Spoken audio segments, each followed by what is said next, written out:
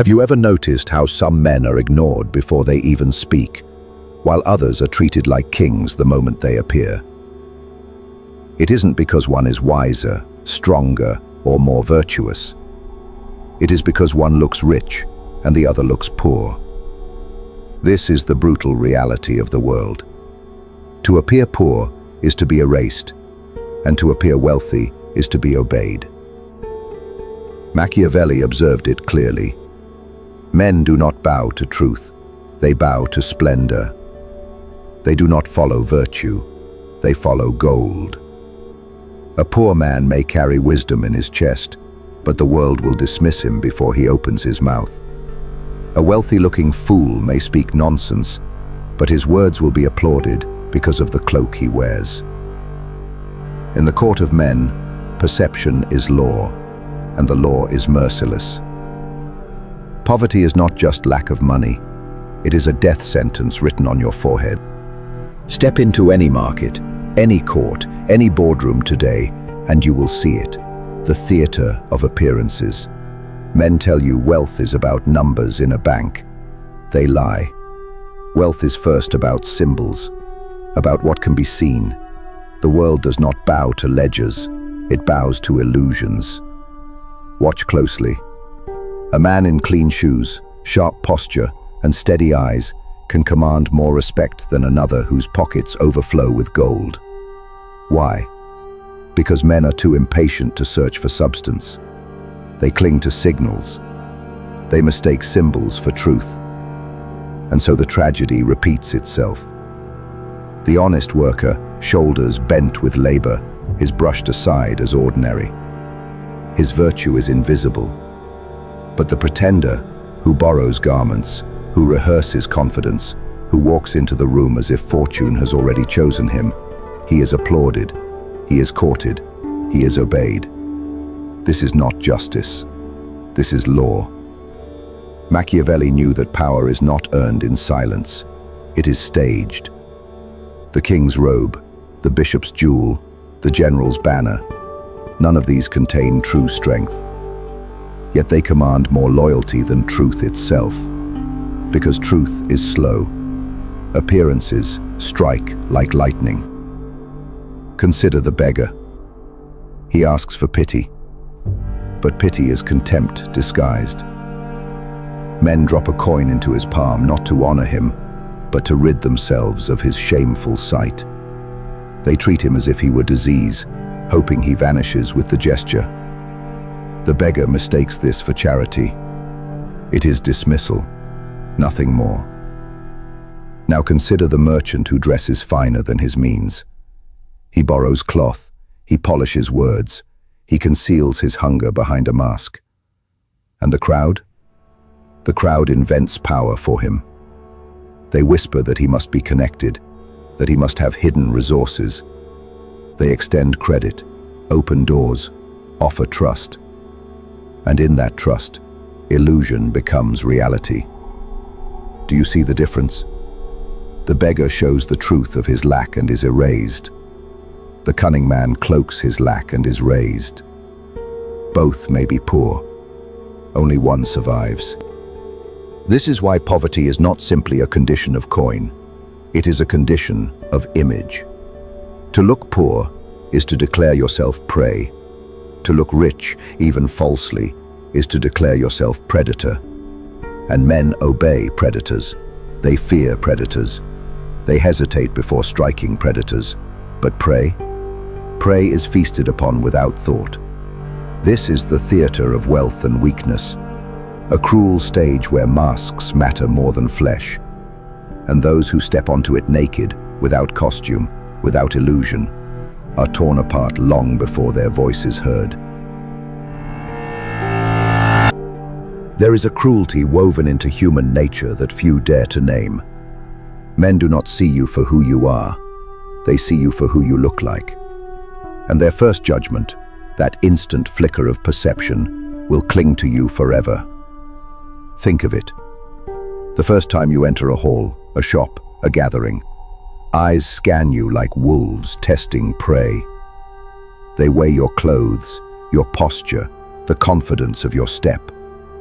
In seconds, without knowing your name, they decide your worth. This is the tyranny of first impressions. Once stamped upon you, it is almost impossible to erase. If the eye declares you poor, then every word you speak will sound desperate. Every promise will sound hollow. Every success will be chalked up to luck or deceit. You may climb, but you will climb chained to the memory of your earlier weakness. But if the eye declares you rich, then your failures will be forgiven. Your stumbles will be excused as part of the journey. Your silence will be mistaken for wisdom. And even your lies will be swallowed whole, because the mask you wear commands more loyalty than the truth ever could. History itself testifies to this law. The scholar in rags writes brilliance, but dies unheard. The charlatan in robes shouts nonsense, and men carve his words into stone. Why? Because the eye is faster than the ear. The mind is too slow to resist the verdict of sight. This is why kings cloak themselves in gold, why priests drape themselves in silk, why generals march their armies in gleaming formation. They know the battle is decided in the eyes long before it is fought in the field. Ask yourself, what happens when you walk into a room? Does silence fall because your presence demands it? Or do voices rise louder to cover your insignificance? The answer lies not in your wisdom, not in your strength, but in the impression you cast the instant you are seen. This is why neglecting appearances is suicide. One wrinkle in your coat, one tremor in your voice, one glance of hesitation, these betray you more than any truth ever could. Men are not patient enough to wait for your essence.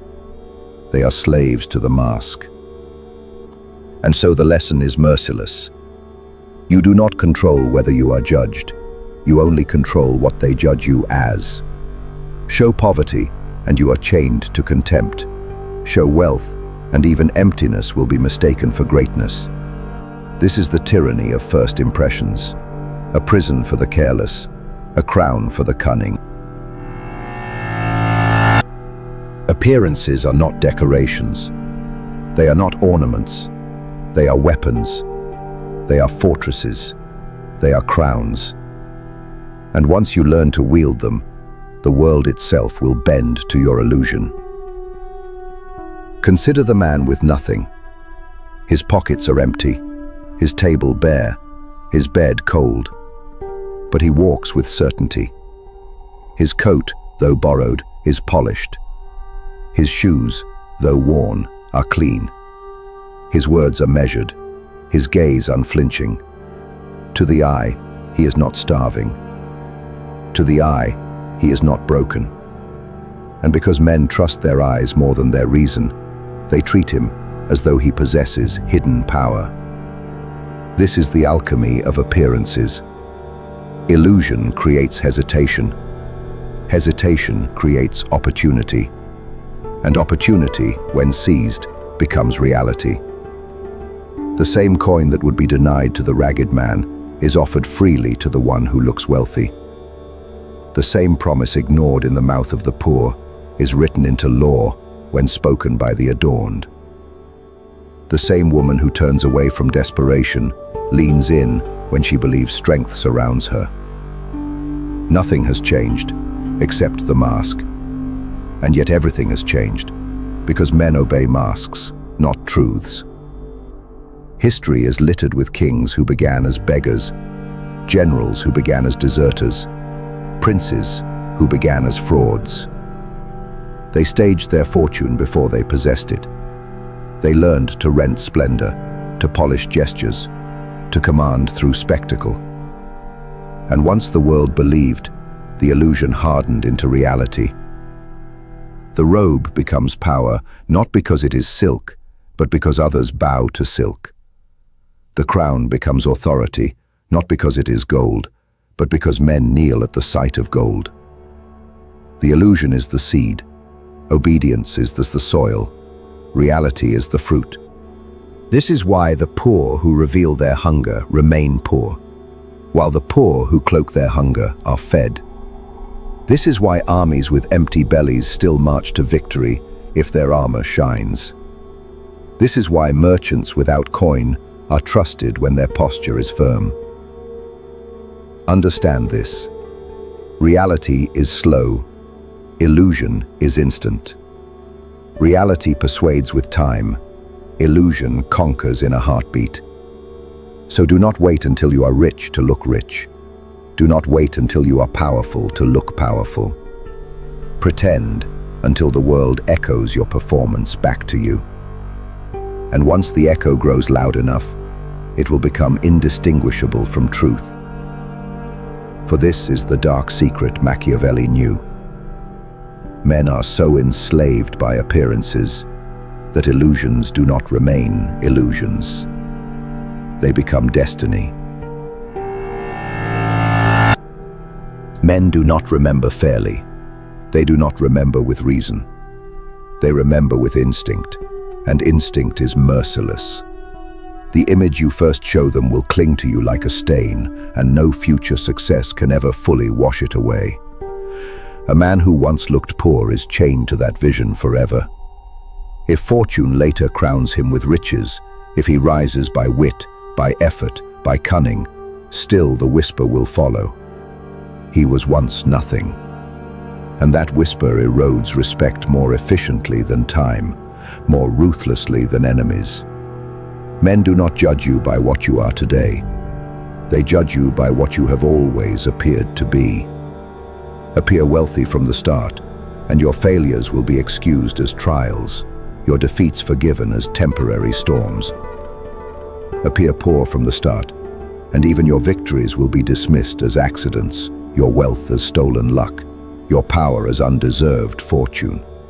This is the cruelty of memory. It fossilizes the first impression, and the fossil becomes your identity. Consider the king who, in youth, walked in rags. Even when his throne gleams with gold, there will always be courtiers who smirk, remembering the dirt on his hands. His laws may be wise, his conquests legendary, but they whisper in chambers. He was once a beggar. And those whispers weaken the throne more than any rebellion. Contrast this with the pretender who staged splendor before he possessed it. From the very beginning, he wore the mask of magnificence. When he stumbled, men called it a test. When he faltered, men called it strategy. When he failed outright, men called it the setback of a future master. Why? Because their first sight of him was adorned in symbols of wealth, and so their minds chained him to destiny, not to poverty. This is why you must never allow the eye of another to see you in want. Poverty itself is not fatal, but the memory of poverty is incurable. Once men have judged you low, they will always drag you back in their minds to the mud from which they first saw you crawl. It is better to starve in silence, hidden from the gaze, than to let the world see you eat scraps.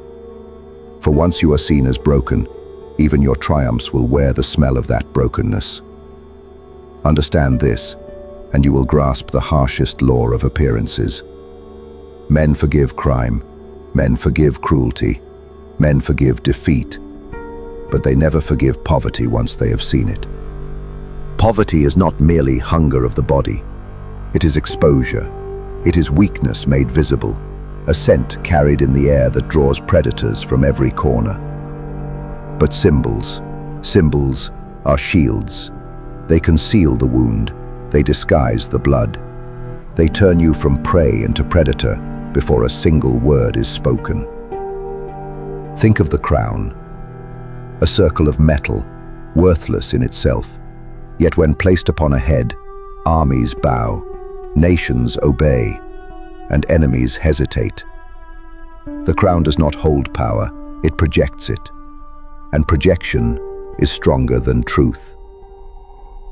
The robe is only fabric, yet when draped across shoulders, it silences courts. The palace is only stone, yet its magnificence convinces the masses that their ruler is divine. These are not luxuries. They are weapons, forged in cloth, gold, and ritual. So too in the private life of men. A ring on the finger, a voice steady and unwavering, a coat well kept, even if borrowed. These are fortresses. They force hesitation into the hearts of others. Hesitation is safety. Hesitation is power. Consider two merchants. The first enters in rags, though his purse is full. He is offered crumbs, cheated in contracts, dismissed as desperate. The second enters adorned, though his purse is nearly empty. Yet contracts fall into his lap. Words sweeten in his favor. Why? Not because of truth, but because of symbols. Understand this. Men are too lazy to look beyond appearances. They will never weigh the content of your chest when they can measure the shine of your shoes. They will not hear your reason when your posture trembles. They will not sense your strength when your clothes betray weakness.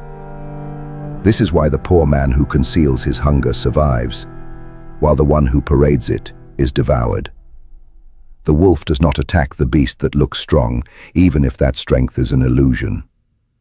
The wolf waits, hesitates, and in hesitation, the disguised man buys time to build real power.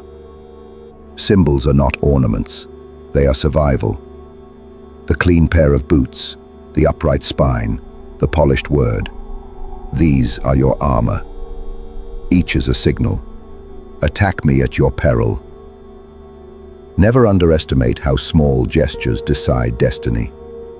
The poor man slouches, his eyes dart, his voice wavers, and the world marks him as prey. The same man, upright, silent, composed, is mistaken for a lord. And when men mistake you for a lord long enough, the world itself conspires to make it true. Power begins with illusion, and illusion begins with symbols. He who learns to wield them is already halfway to command. You cannot escape appearances. They are the prison or the crown. They are the chains that bind you, or the wings that lift you. And here lies the final law. If you look poor, you have already lost. If you look rich, even when your pockets are empty, you have already won. Do not think the world is fair. It is not. Do not think truth will save you. It will not. Do not think effort, sincerity, or humility will elevate you. They will bury you if they are not cloaked in splendor. The world is blind to essence. It kneels only to masks. Every throne rests upon spectacle. Every empire is built upon illusion.